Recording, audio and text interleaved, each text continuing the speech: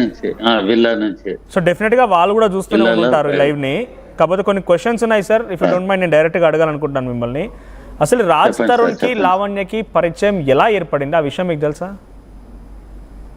అంటే పరిచయం ఎలా ఏర్పడింది అన్నది నాకు పూర్తి తెలియదు, కానీ వాళ్ళు రిలేషన్ లో ఉన్న తర్వాత ఒక 1 year తర్వాత మాకు తెలిసింది ఓకే రిలేషన్ లో ఉన్నారు అని. అయితే రిలేషన్ లో ఉన్న టైంలోనే మేము ఇక్కడికి రావడం జరిగింది. ఇప్పుడు తను ఏవో వీడియోలు ఏవో చూపిస్తుంది, ఇవన్నీ ఆ రిలేషన్ లో ఉన్న టైంలో ఓకే.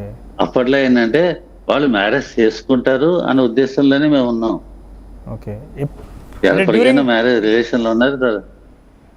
ఆ తర్వాత 3 years పీరియడ్ తోటే అయిపోయింది సార్, వాళ్ళిద్దరి మధ్యనే రిలేషన్ కట్ అయిపోయింది. అంటే ఎప్పుడు సార్ రాజ్ తరుణ్ కి ఇండస్ట్రీకి వచ్చి హిట్ రాకముందే వారి రిలేషన్షిప్ స్టార్ట్ అయిందా, హిట్ వచ్చిన తర్వాత అట్లా హిట్ ఇచ్చిన తర్వాత? ఓకే. ఏ సినిమా తర్వాత? ఇయ్యాల జంపాల తర్వాత. Okay okay.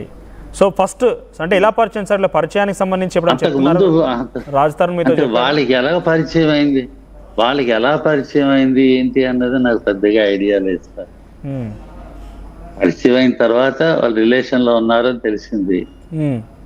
ఓకే, ఉన్నారు కదా, అది అయిపోతుంది, రిలేషన్ లో ఉన్నారు, ఓకే అనుకున్నాం, ఊరుకున్నాం. మేము ఏదైనా పనులే కానీ వాళ్ళు హ్యాపీగా ఉంటే చాలు అనుకున్నాం. ఆ రిలేషన్ లో ఉన్న పీరియడ్ లోనే మేము వాళ్ళని కలవడం, వాళ్ళు మనం మాట్లాడడం, ఈ పూజలు ఇవన్నీ కార్యక్రమాలన్నీ ఆ పీరియడ్ లోనే. ఓకే. దాని తర్వాత అందులో కూడా ఆవిడ ఏంటంటే ఒకసారి ఏదో దీవిస్తున్నట్టుగా వచ్చింది, అది కట్ అండ్ పేస్ట్ అనమాట. రిలేషన్ లో ఉన్నప్పుడే వాళ్ళు పెళ్లి చేసుకుంటారు అన్న దీంట్లోనే ఉన్నాం మేము. రిలేషన్ లో ఉన్నారు, తర్వాత పెళ్లి చేసుకుంటారని. సో మీరు ప్రయోజకులు అయ్యి బాగా అభివృద్ధి చెంది పెళ్లి చేసుకొని పిల్లల్ని కనండి అన్న టైప్ లో ఈవిడ ఆశీర్వదిస్తే, ఆ పెళ్లి చేసుకుని అనేది కట్ చేసి పేస్ట్ చేస్తారు.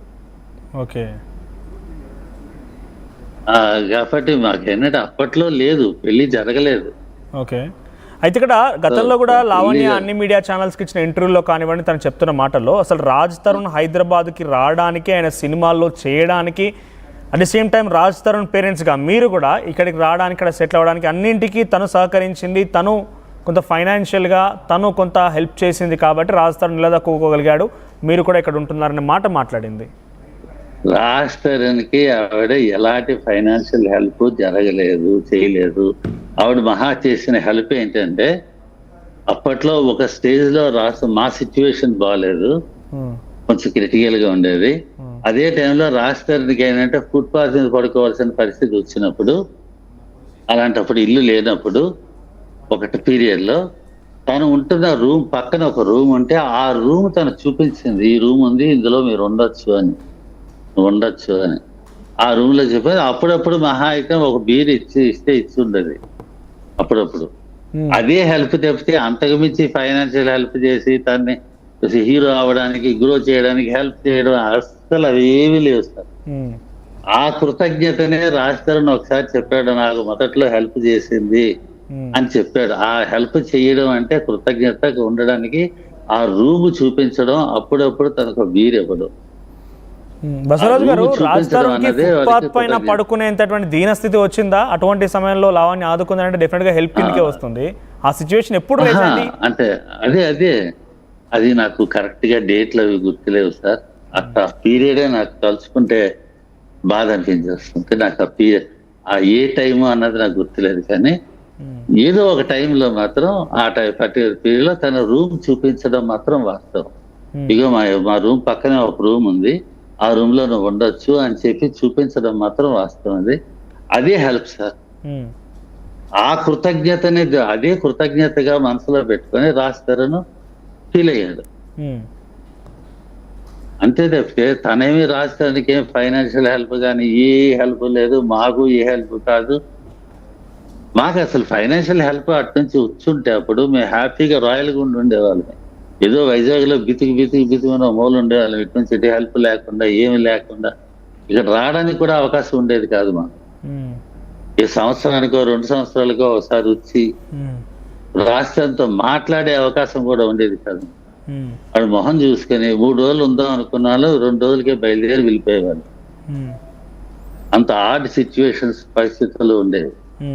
అయితే రాజ్ తరుణ్ ఇక్కడ ఉండేది ఇండస్ట్రీలో కూడా నిలదొక్కున్నాడన్నా, పరిచయాలు అయ్యాయన్నా, కొంత తన సహకారం కూడా ఉంది అని లావణ్య చెప్తోంది. ఏమి లేదండి, ఏమి లేదు.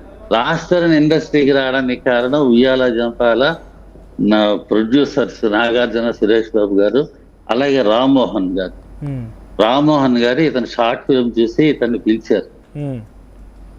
ఆ సినిమా ఉయ్యాల జంప సినిమాకి నాగార్జున గారు, సురేష్ బాబు గారు ప్రొడ్యూసర్స్, రామ్మోహన్ గారు కూడా 1 of the ప్రొడ్యూసర్. ఆయన ఇతని తలకు షార్ట్ ఫిల్మ్ చేసి నువ్వు హైదరాబాద్ రా అని ఇతను పిలిచి అతను వాళ్ళు అవకాశం ఇచ్చారు. ఒక స్టేజ్ లో వాడు ఇబ్బందుల్లో ఉన్నాడని తెలిసి వాడికి రెసిడెన్స్ కూడా తర్వాత తెలుసుకొని వాడు ఇబ్బందులు పడుతున్నాడని ఆ రెసిడెన్స్ అది ప్రొవైడ్ చేసి ఉంచుకొని అలాగా వాళ్ళకి సినిమా కంప్లీట్ చేశారు. ఇదంతా చేసేది వాళ్ళు తప్పితే ఈవిడేమి ఆ రకంగా హెల్ప్ చేయలేదండి. వీడు చెప్పుకుంటుంది కానీ సినిమాలో ఆఫర్లు రావడానికి కానీ సక్సెస్లకు కానీ దేనికి వీడికి సంబంధం లేదు. అంతా అతను స్వయం కృషి. ఆ నాగార్జున గారు, సురేష్ బాబు గారు, రామ్మోహన్ గారు వాళ్ళ భిక్ష, వాళ్ళ దయ వాళ్ళు వచ్చారు తప్పితే ఇంకేమీ లేదు. తన ప్రమేయం ఏం కాదు. రైట్. లావణ్య ఏం చెప్తుందనంటే మేము 14 ఏళ్ళు కలిసే ఉన్నాము, పెళ్లి కూడా చేసుకున్నానని చెప్పింది, కానీ ఇక్కడ ఆధారాలు చూపించలేకపోయింది. సో పెళ్లి కూడా చేసుకున్నాము, నాకు అబార్షన్ కూడా చేయించాడు అని చెప్తోంది. సో మీకు తెలిసి వారు ఎంతకాలంగా ఈ రిలేషన్షిప్లో ఉన్నారు, కలిసి ఎన్ని రోజులుగా వాళ్ళు జీవించారు? వాళ్ళు కలిసి 3 సంవత్సరాల కంటే లేదు సార్. 3 సంవత్సరాల తర్వాత తన యాక్టివిటీస్, ఈ abnormal activities, odd activities start అయిపోయాయి. ఆయన ఎవరితో ఏదో మూవ్ అయిపోతుంది.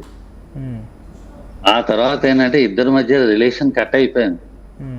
ఒక దగ్గర ఒక ఇంట్లో, అంటే ఇదేంటంటే villa sir, triplex villa. Triplex villa. ఈ విల్లాలో ఒక పై పోర్షన్ పైన టాప్ లో రాజ్ తరుణ్ ఉండేవాడు, ఆ కింద